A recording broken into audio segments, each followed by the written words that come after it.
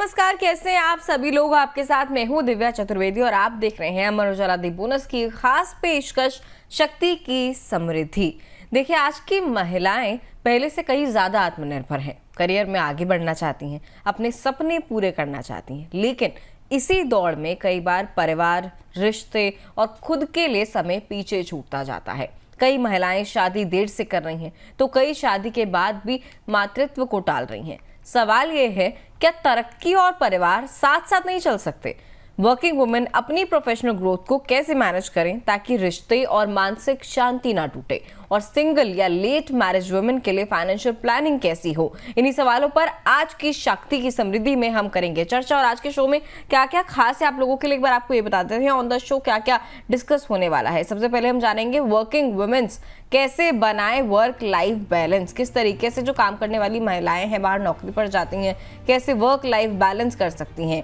उसके बाद career pressure और रिश्ते कैसे संभालें, इन सभी चीज़ों को किस तरीके से मैनेज करके चलना है। जो आपके करियर का प्रोफेशनल प्रेशर है उसे, साथ ही जो आपके रिश्ते हैं, रिलेशन है, उनको कैसे संभाल कर चलना है।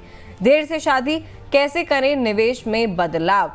अगर आप देर से शादी कर रही हैं तो आपकी फाइनेंशियल प्लानिंग फिर किस तरीके की होना चाहिए, अर्ली मैरिज में कैसी होनी चाहिए, और अगर आप लेट मैरिज कर रही हैं तो फिर कैसी होनी चाहिए। साथ ही अगला जो चीज़ है जिस पर हम डिस्कस करने वाले हैं वो है वर्किंग वुमेन्स के लिए कैसी हो सही प्लानिंग, किस तरीके से जो वर्किंग वुमेन है उन्हें सही तरीके से प्लान करके चलना चाहिए, चाहे अपनी लाइफ हो गया या फिर फाइनेंशियल गोल्स हो गए। करियर की दौड़ में परिवार को कैसे रखें साथ, किस तरीके से आप अपने करियर में भी एक्टिव रह सकती हैं और साथ ही ऐसा ना हो कि आपका परिवार पीछे छूट जाए। दोनों चीज़ों को साथ लेकर आप किस तरीके से चल सकती हैं, इन तमाम चीज़ों पर चर्चा होगी। लेकिन उससे पहले आइए बात करते हैं दिल्ली की यंग प्रोफेशनल राधिका की, जिन्होंने देर में शादी करने के बाद फाइनेंशियल प्लानिंग में बदलाव किए। दिल्ली की 36 वर्षीय कॉरपोरेट प्रोफेशनल राधिका शर्मा ने करियर को प्राथमिकता दी। तरक्की मिली, इनकम बढ़ी, लेकिन एम्बिशन पूरा करने की चाह और वर्क प्रेशर के चलते शादी देर से हुई। विवाह के बाद उन्होंने महसूस किया कि उनकी फाइनेंशियल प्लानिंग सिंगल लाइफ के हिसाब से थी। बीमा, रिटायरमेंट और फैमिली गोल्स पर दोबारा काम करना पड़ा। उन्होंने इसके लिए फाइनेंशियल एडवाइजर की सलाह ली। सही वित्तीय सलाह और रीप्लानिंग से उन्होंने करियर और परिवार के बीच बेहतर संतुलन बनाया। चलिए, तो राधिका की तरह किस तरीके से आप भी ठीक तरीके से अपनी फाइनेंशियल प्लानिंग कर सकती हैं। अगर आप लेट मैरिज कर रहे हैं तो फिर आपको अचानक से अपनी फाइनेंशियल प्लानिंग चेंज करने की ज़रूरत ना पड़े, इसलिए आप पहले से ही ठीक तरीके से प्लान करके चलें। इन तमाम चीज़ों पर चर्चा होगी और इसके लिए आज के शो में हमारे साथ मौजूद हैं महिला वित्त और लाइफ कोचिंग की विशेषज्ञ, जो करियर, परिवार और निवेश संतुलन पर मार्गदर्शन देंगी, मिस अवनीत अरोड़ा जी, जो सर्टिफाइड फाइनेंशियल प्लानर भी है। मैम, बहुत बहुत स्वागत है आपका। धन्यवाद दिव्या, मुझे इस शो के लिए आमंत्रित करने के लिए, और ऑल द आपके जितने भी ऑडियंस हैं उनको मेरा सादर प्रणाम।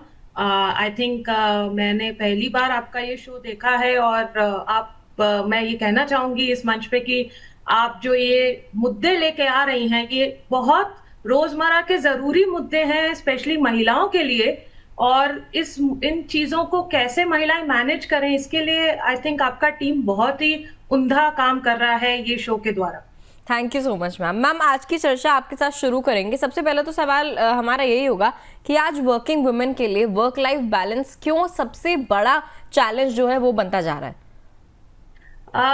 देखिए, अगर आप मेरी ओपिनियन देखेंगे तो देखिए काफी चीजें हैं। पहला चीज तो है एक्सपेक्टेशन सेटिंग, जो उम्मीदें हम लगा के रखते हैं। और उसका भी अगर आप देखोगे, पहले जमाने में जब हमारी मम्मियाँ, हमारी दादी नानी सब लोग थे, उस टाइम पे ये वर्किंग वुमेन इतना नहीं होता था। तो महिलाओं के लिए क्या होता था कि आप घर का ध्यान रखेंगे, बच्चों का ध्यान रखेंगे, पूरा एंड टू एंड देखेंगे, और पुरुष जो थे वो जो है काम करते थे और जो है आय लेके मतलब कम पैसा कमाते थे। तो बहुत क्लियर कट रोल डिफरेंशिएशन होता था। बट अब क्या हो गया है, अभी ये बदलाव आया है जहां पे महिलाओं ने भी काम करना शुरू किया है। इस बदलाव के आने के साथ साथ उम्मीदों में पहली बात बदलाव नहीं हुआ है। अभी आप देखिए तो अभी भी उम्मीद ये होती है कि जो आप पहले कर रहे थे, जो महिलाएं पहले कर रही थी, वो भी वो करें, और उसके साथ साथ आप जो है अपना काम, अपना वर्क वो भी मैनेज करें। और ये उम्मीदों की जब आप बात करते हो तो ये बहुत अलग अलग लेवल पे आपको ये जो है देखने को मिलती हैं।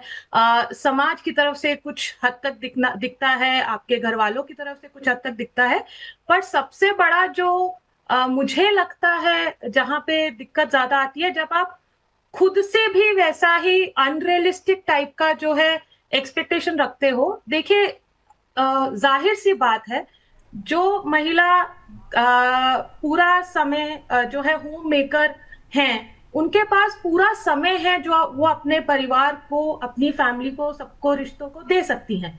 आप अगर काम करने जा रहे हो तो ऑलरेडी आपका जो वो वक्त है वो आधा हो गया है। अब वो आधे वक्त में अगर आप खुद से ऐसी उम्मीदें रखोगे कि आप सब कुछ कर पाओ, ये बहुत ही मतलब मैं कहूंगी कि ये जायज नहीं होता है। और बहुत बार हम उसको उस तरीके से देखते हैं और फिर जो है हम लोग अपने आप को थोड़ा अंडर प्रेशर महसूस करते हैं कि मैं ये नहीं कर पा रही, मैं वो नहीं कर पा रही। तो पहला चीज तो ये है कि आपको समझना पड़ेगा कि आपको अपने टाइम को बहुत महत्व देना पड़ेगा, कि आपके पास जो भी टाइम है जो आप अपने परिवार और फैमिली के लिए रख रहे हो, उसको आप कैसे ज्यादा से ज्यादा यूज कर सको। यहाँ पे क्वांटिटी मैटर नहीं कर रही है, यहाँ पे क्वालिटी मैटर कर रही है कि आप कितना क्वालिटी टाइम आप दे रहे हो। दूसरा चीज ये है कि जितना हो सके आप देखिए आपके आसपास आपको सपोर्ट सिस्टम अगर आप अपने लिए बना सकते हो तो वहां पे क्या होता है, अगर आपके जो पति हैं वो आपको थोड़ा रिस्पॉन्सिबिलिटी शेयरिंग जो हम बोलते हैं वो अगर होती है, तो उससे भी बहुत ज्यादा ये बैलेंस जो है वो मेंटेन करने में सहायता होती है। या परिवार वाले अगर आपको थोड़ा आपको वहां पे साथ मिलता है तो आप अपना वर्कलोड जो है वो थोड़ा शेयर कर पाए, तो उस तरीके से भी बैलेंस हो जाता है। और तीसरा ये होता है कि आप, क्योंकि आपके पास ये लिमिटेड समय है, तो आप थोड़ा कन्वीनियंस पे फोकस रखिए। जैसे कि अब आपको पता है कि आपके पास ये टाइम है, तो आपका प्रायोरिटी क्या होना चाहिए। ये 3-4 चीजें हैं जो मेरे लिस्ट में सबसे ज्यादा जरूरी है, जहां पे मेरा होना जरूरी है। बाकी की चीजों को आप देखिए कि आप कैसे डेलीगेट कर सकते हो, और उसके बहुत सारे तरीके हैं आजकल। देखिए, आप जो है घर पे किसी को काम के लिए रख सकते हो जो आपकी सहायता कर सकते हैं। आप जो है काफी आजकल कुछ अगर भूल गया, कुछ छूट गया, तो आपको 10 मिनट 15 मिनट में घर पे सामान आ जाता है, डिलीवरी हो जाती है। तो इस तरीके के काफी चीजें हैं जो आप देख सकते हैं, जिससे कि आपको कन्वीनियंस रहे और आपका टाइम बचे, ताकि आप वो जो टाइम है वो ज्यादा जरूरी चीजों पे लगा सकें। जी। आई थिंक ये 3 मेन चीजें हैं जो मुझे लगता है कि जिसके कारण अगर आप इस तरीके से देखोगे तो बैलेंस करना आसान हो जाता है। वैसे अगर आप मेरे से पूछोगे तो महिलाओं के लिए वर्क लाइफ बैलेंस नहीं होता है, आपको हमेशा जगल ही करना पड़ेगा। कुछ दिन ऐसे होंगे जहाँ पे आपका काम ज्यादा जरूरी होगा, आपको उसको ज्यादा टाइम देना पड़ेगा, और कुछ दिन ऐसे होंगे जहाँ पे आपके परिवार और फैमिली को ज्यादा आपकी जरूरत होगी, तो आपको वहां टाइम देना पड़ेगा। तो इस तरीके से आप देखिए कि कहाँ पे उस वक्त, उस दिन, उस टाइम पे आपकी जरूरत है, उस तरीके से आप जो है उसको 1 स्टेप एट अ टाइम लेके चलिए। और अपने आप को सबसे ज्यादा प्रेशर में मत डालिए कि नहीं मैं ये भी कर लूँ, मैं वो भी कर लूँ, मैं सब कुछ कर लूँ। ऐसा मत करिए, क्योंकि जब आप ऐसा करते हो तो आप अपने को बहुत ज्यादा गिल्ट ट्रिप पे ले जाते हो, और वहां से जो है आपका एंजाइटी और वो सब शुरू हो जाता है। जी बिल्कुल। और जिस तरीके की मैम ने एक्सपेक्टेशंस की बात करी, जो अनरियलिस्टिक एक्सपेक्टेशंस लगा ली जाती हैं, उसकी वजह से जो है वर्क लाइफ बैलेंस करना बेहद मुश्किल हो जाता है। मैम, अगर ऐसी सिचुएशन में देखें तो सिंगल वुमेन की जो फाइनेंशियल प्रायोरिटीज हैं वो मैरिड वुमेन से कितनी अलग होनी चाहिए? देखिए, सिंगल वुमेन जब आप बात करते हैं तो वहां पे सबसे बड़ी चीज है कि फोकस होता है कि आप इंडिपेंडेंस, मेन आपका कोर फोकस होता है।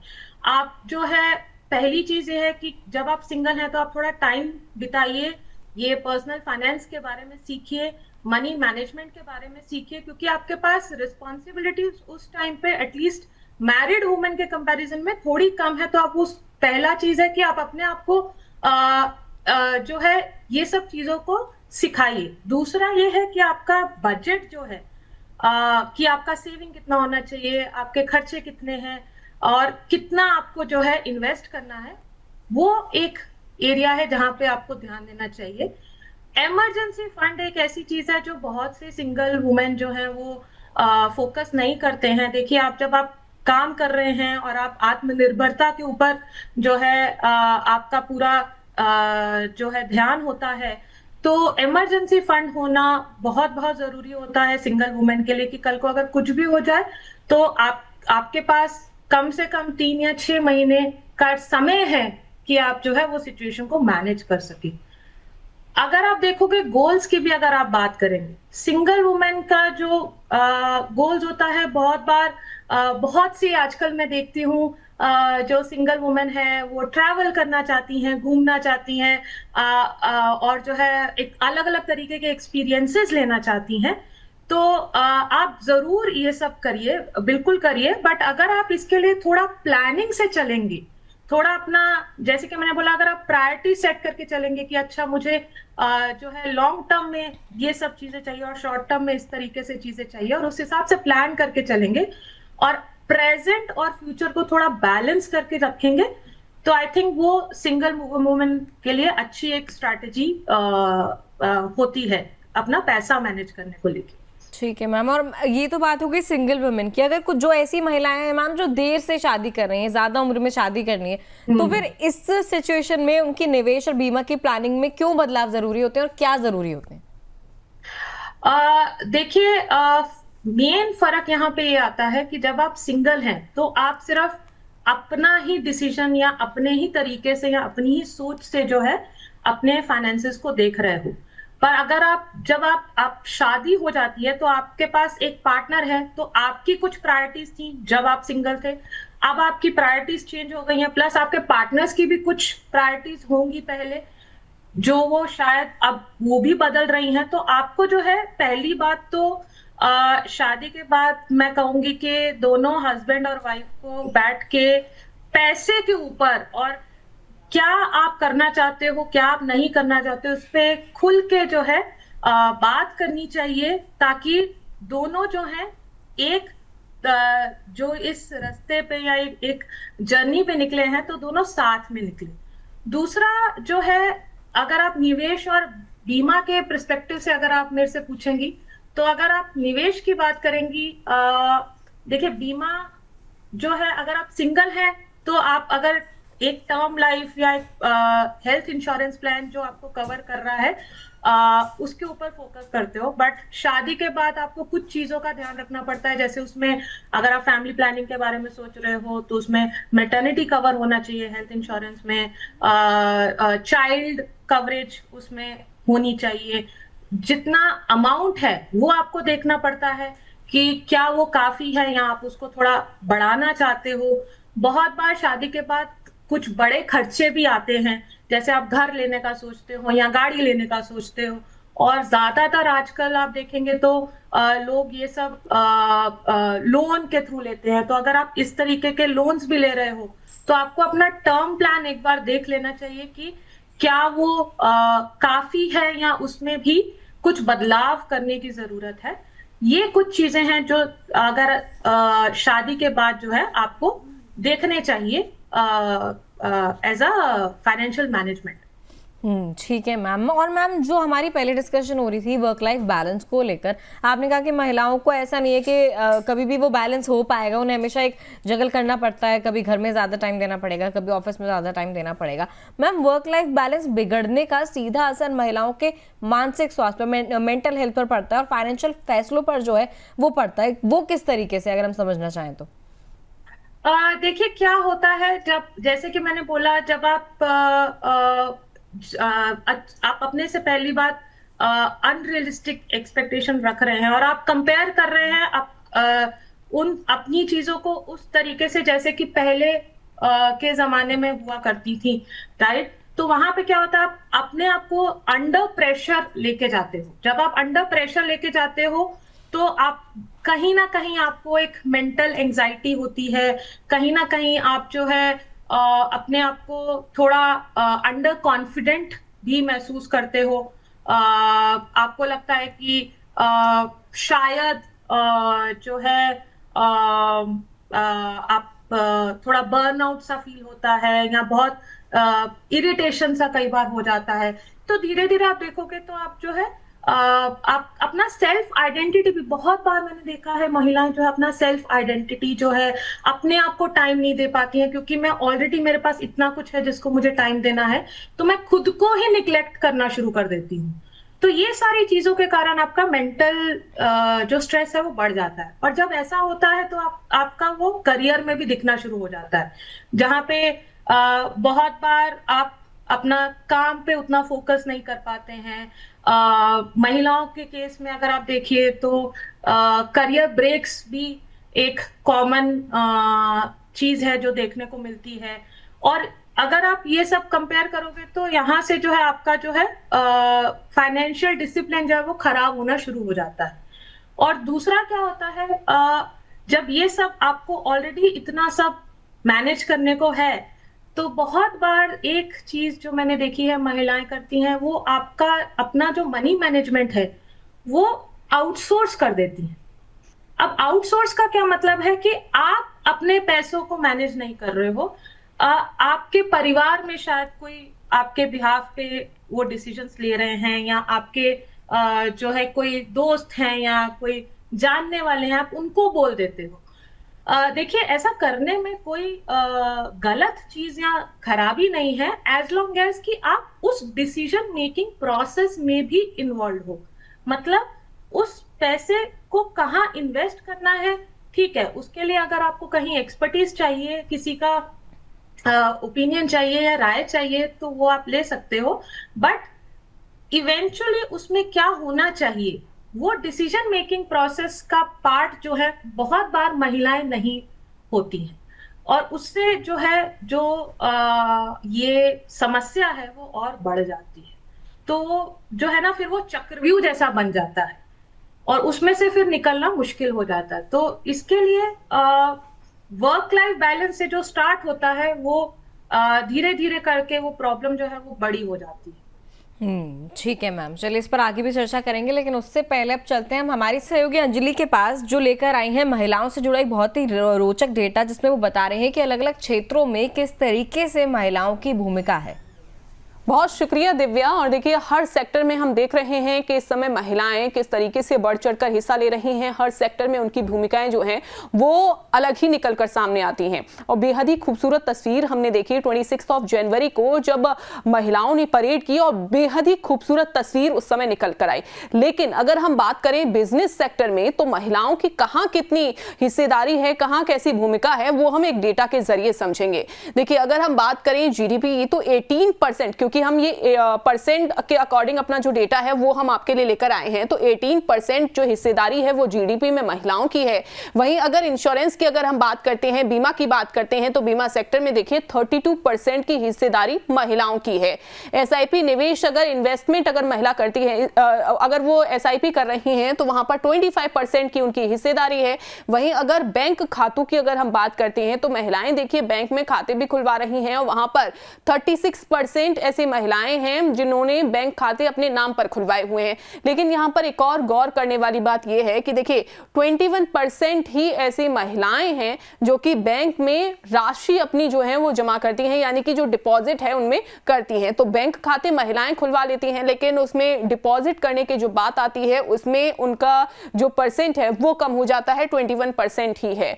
अब इस डेटा से आप ये समझ सकते हैं कि महिलाओं की भूमिका हालांकि आगे तो बढ़ रही है हर सेक्टर में, लेकिन यहां पर इस बिजनेस वाले सेक्टर में आप देखेंगे कि महिलाओं की जो हिस्सेदारी है वो 50% भी नहीं हो पाई है। और खास तौर पर अगर हम इस पर गौर करें, तो यहां पर आप देखेंगे कि बैंक खाते महिलाओं ने खुलवाए हुए हैं, लेकिन उसमें जब जमा करने की बारी आती है अमाउंट की, तो उसमें कहीं ना कहीं उनकी जो हिस्सेदारी है वो कम हो जाती है।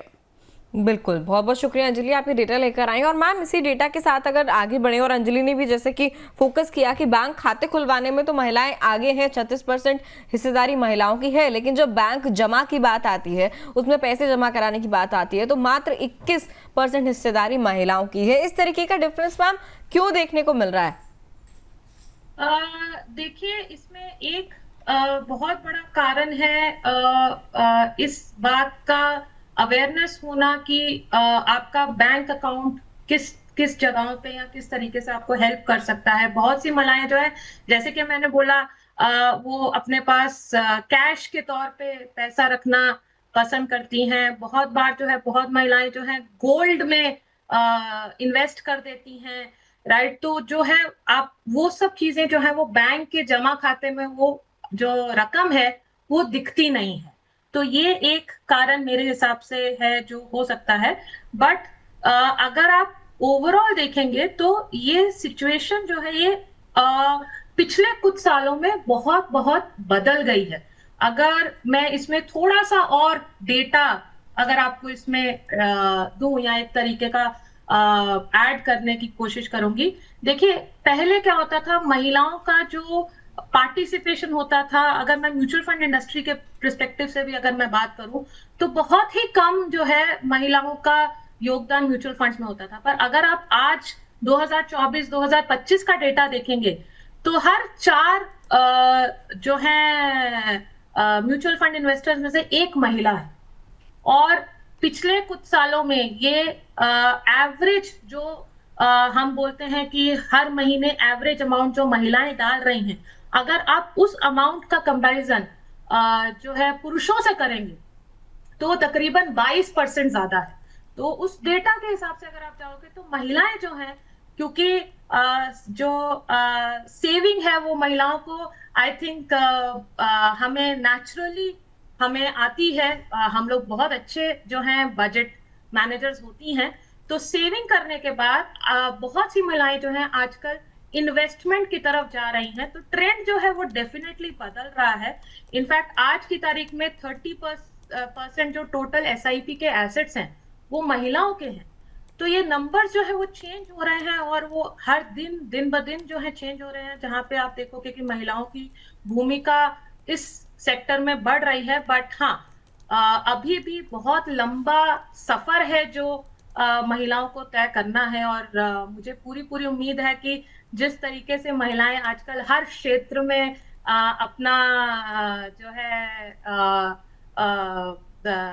हुनर दिखा रही हैं, हम इस क्षेत्र में भी देखेंगे कि महिलाओं का जो है भागीदारी बढ़ेगी। बिल्कुल मैम। चलिए अब हमारे दर्शकों की तरफ चलते हैं। अमर उजाला दी बोनस के अलग अलग प्लेटफॉर्म से अलग अलग कॉलर्स ने, दर्शकों ने हमें सवाल भेजे हैं, एक एक करके उनकी तरफ रुख करेंगे। सबसे पहला सवाल लेते हैं नेहा सिंगराज जी का, पुणे से।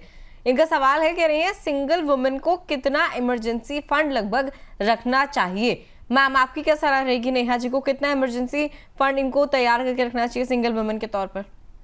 देखिए, एक जो बहुत आम सा जो थंब रूल हम लोग बोलते हैं, जिसको कम से कम 3 से 6 महीने के जो भी आपके रेगुलर खर्चे हैं उतना आपको जो है एक इमरजेंसी फंड मिनिमम रखना चाहिए। आप सिंगल हो तो आप तकरीबन 6 महीने का नंबर लेके चल सकते हो। तो 6 महीने के आपके खर्चे। और जब मैं खर्चों की बात कर रही हूँ तो इसमें एक तो होता है आपका जो डेली का खर्चा होता है, प्लस दूसरा होता है कि आपका एक फिक्स्ड कॉस्ट है जो आपको हर महीने नहीं तो कम से कम हो सकता है कुछ 3 महीने या 4 महीने या 5 महीने पे आपको भरना पड़ता है। उसके अलावा जो है, अगर आप कुछ इन्वेस्टमेंट्स कर रहे हो या आप कुछ EMIs भर रहे हो, ठीक है, आपने कुछ लोन लिए हैं और आपको कुछ EMI भी उसका भरना है, तो वो भी जो है इसमें आपको कंसिडर करके जो है वो 6 महीने का जो नंबर आता है वो मेरे हिसाब से 3 से 6 महीने कम से कम जो है होना चाहिए। और उसके लिए भी आप जो है चाहे तो किसी लिक्विड फंड, म्यूचुअल फंड की तरफ देख सकते हैं, नहीं तो बैंक में आजकल स्विफ्ट FD की सुविधा भी उपलब्ध है, तो वो भी एक ऑप्शन है जो आप देख सकते हैं। तो इस तरीके से आप उसको नंबर को देख सकते हैं। ठीक है मैम, चलिए अगले सवाल की ओर बढ़ेंगे। कविता गुप्ता जी का सवाल लेते हैं, जयपुर से। पूछ रही हैं, शादी के लिए करियर ब्रेक लिया, अब कॉन्फिडेंस कम है, ऐसे में क्या करना चाहिए? मैम, कविता जी को क्या करना चाहिए शादी के वक्त या फिर शादी के कुछ टाइम बाद इन्होंने अपने करियर से, ऑफिस से ब्रेक ले लिया, अब कह रहे हैं कॉन्फिडेंस इनको लो फील हो रहा है, ऐसे में क्या आपकी सलाह रहेगी? देखिए, पहली चीज तो ये है कि आपका ब्रेक कितना लंबा था, आप जिस भी सेक्टर में काम कर रहे थे, अगर तो ब्रेक छोटा था तो इतनी शायद जो कॉन्फिडेंस की कमी है वो जल्दी से उसकी भरपाई कर सकते हैं या वो आ जाएगा। बट अगर ब्रेक लंबा है तो उसमें क्या हो जाता है कि बहुत चीजें आजकल जो है चेंज हो रही हैं, नए टेक्नोलॉजी आ रहे हैं, नई चीजें आ रही हैं। तो मेरा पहला तो ये रहेगा कि आप जिस भी क्षेत्र में काम करती हैं, आप अपने क्षेत्र में देखिए, जब आपने ब्रेक लिया था तब से लेके अब तक क्या उसमें बदलाव हुए हैं, क्या नई चीजें आई हैं, और उसको सीखने की कोशिश करिए, अपने आप अपना स्किल डेवलपमेंट करिए। पहली चीज तो ये है, जब आप वो सीखना शुरू करेंगी तो आप देखेंगे कि ऑटोमेटिकली आपको जो है वो धीरे धीरे आपका कॉन्फिडेंस जो है वो आना शुरू हो जाएगा। दूसरा जो मैं कहूंगी कि जो भी जगहों पे जो भी प्लेटफॉर्म्स हैं जहां पे आपको अपना प्रोफाइल वगैरह जो है उसको अपडेट करके रखिए, उसको अपडेट करना शुरू करिए, उसमें जो भी नए स्किल्स आप सीख रही हैं उसे उसमें डालना शुरू करिए। तो उससे भी जो है आपको एक कॉन्फिडेंस मिलेगा, और जो है आपको हो सकता है कुछ लोग अप्रोच करें जॉब के लिए या इंटरव्यूज के लिए। तो ये सब जब सिचुएशंस होंगी तो आपका कॉन्फिडेंस बनेगा, और धीरे धीरे करके आप देखिए कि आपके क्षेत्र में अब जो है किस तरह की जो जॉब्स हैं जो आप कर सकती हैं, और उसे जो है उसके लिए तैयारी करके उसके लिए इंटरव्यूज वगैरह देना शुरू करें। जब आप ये प्रोसेस शुरू करेंगे तो मुझे पूरी उम्मीद है कि आपका जो कॉन्फिडेंस है वो धीरे धीरे वापस आ जाएगा। तो ये सलाह कविता जी के लिए निकल कर आती है। अच्छा मैम, अगर महिलाएं जो हैं 35 साल की उम्र हो गई है, 35-37 साल के बाद शादी होने पर रिटायरमेंट प्लानिंग कैसे एडजस्ट करें अपनी?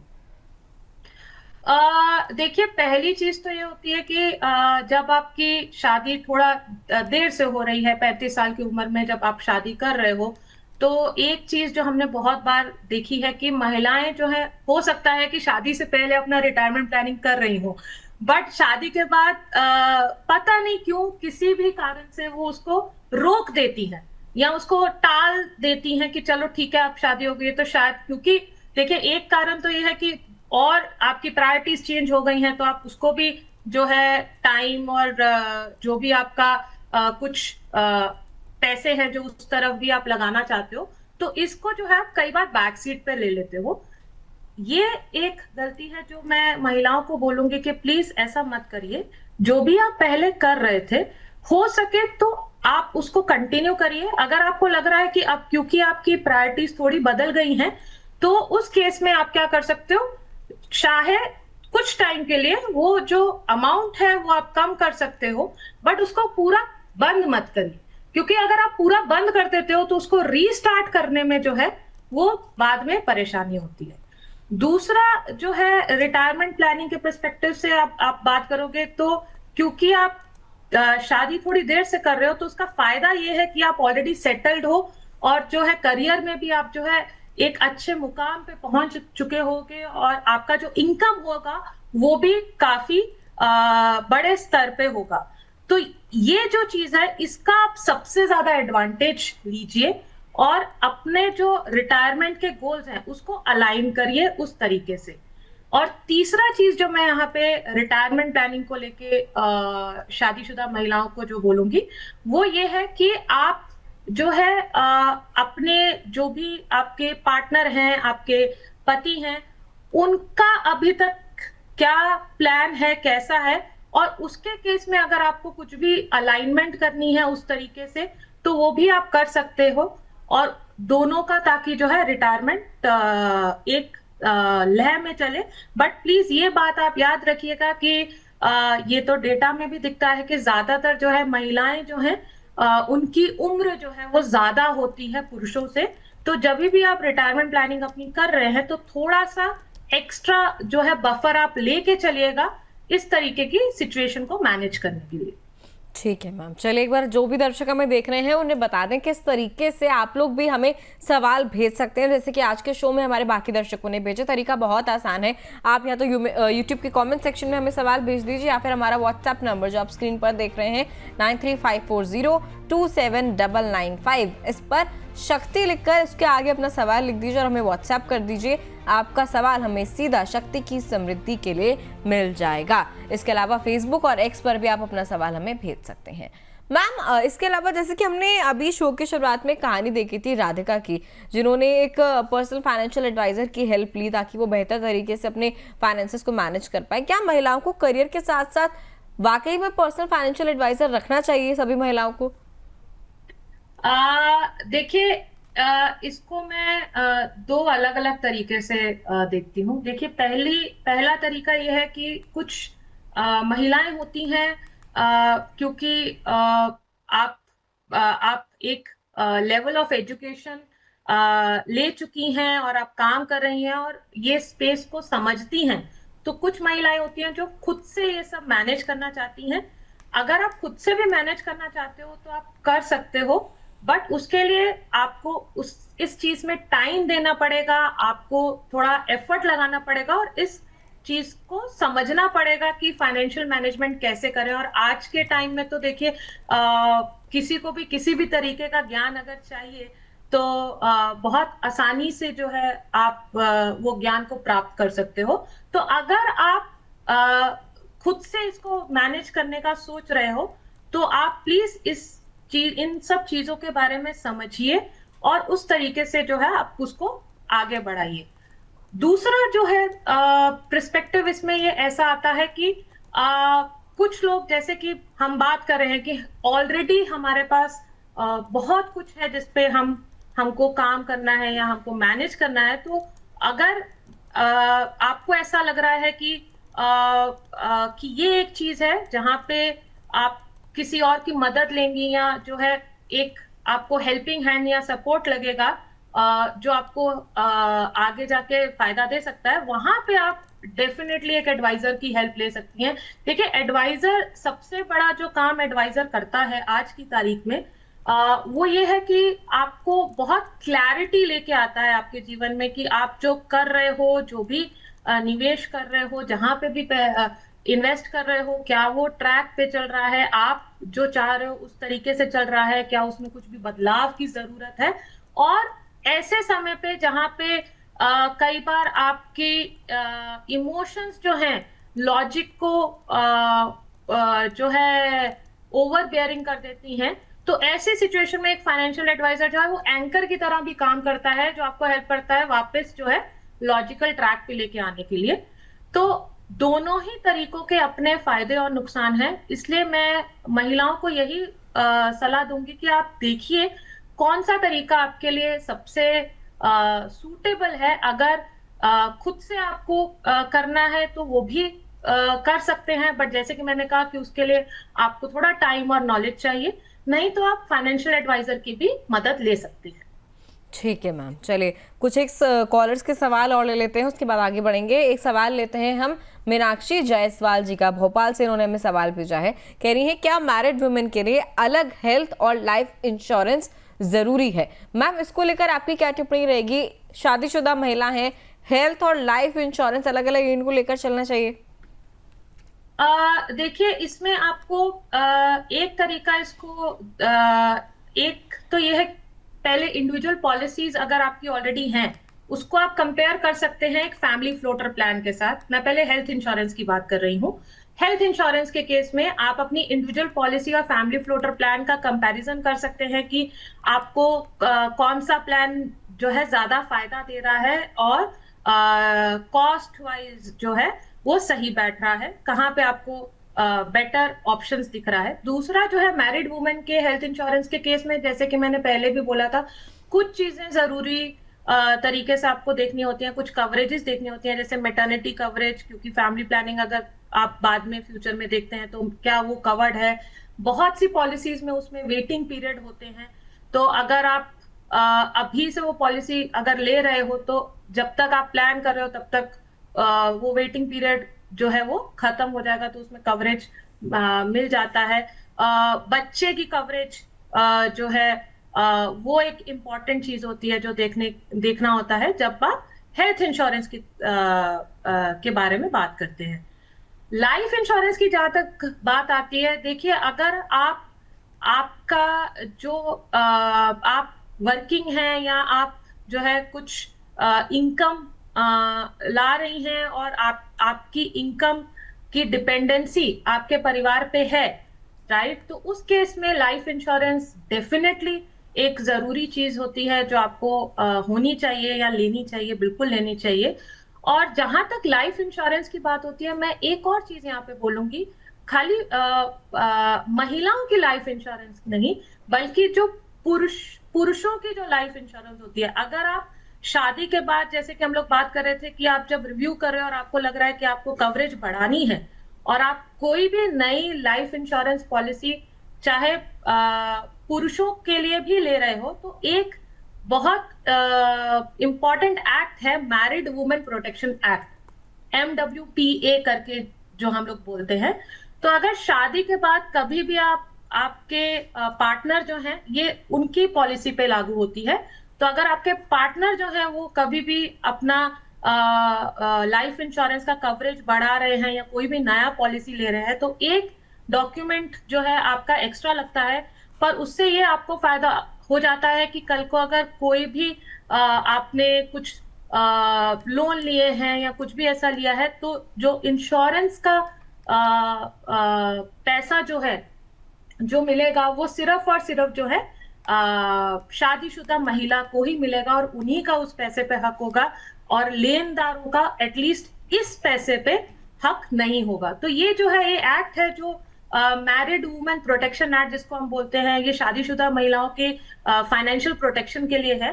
तो अगर आप शादी के बाद कभी भी आपके जो पार्टनर हैं वो नया पॉलिसी ले रहे हैं, तो मेरी यही सलाह रहेगी कि आप प्लीज उसमें एक MWPA का डॉक्यूमेंट भी अटैच करें।